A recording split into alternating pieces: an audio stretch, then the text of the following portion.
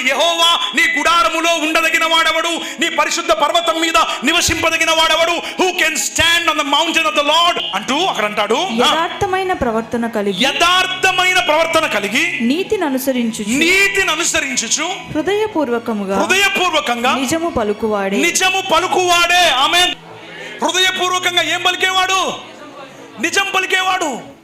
ఎన్ని ఒత్తులు వత్తాలో ఒక వ్యక్తిని నిలబెట్టాలంటే ఈ రోజుల్లో, అయ్యా నీ గుడారములో అతిథిగా ఉండదగిన వాడెవడు, నీ పరిశుద్ధ పర్వతం మీద నిలవదగిన వాడెవడు, అంతరంగము నుండి యథార్థంగా సత్యమును పలికేవాడే నీ సన్నిధిలో ఉండగలుగుతాడు. ఆమె యథార్థత ఎక్కడుంటుందో సత్యం అక్కడ ఉంటుంది. యథార్థత లేని చోట సత్యం. ఈరోజు పిల్లరా దేవుని సన్నిధిలో ట్రాన్స్పరెంట్గా కనబడగలిగితే, ఉన్నది ఉన్నట్టు మనం మాట్లాడగలిగితే, ఉన్నది ఉన్నట్టు మనం జీవించగలిగితే అక్కడ ఏం జరుగుతుందో తెలుసా? దేవుని సత్యం ఉంటుంది. బైబిల్ ఏం చెప్తుందంటే సత్యం మిమ్మల్ని ఏం చేస్తుంది? స్వతంత్రునిగా చేస్తుంది. దేని నుంచి స్వతంత్రం చేస్తుంది?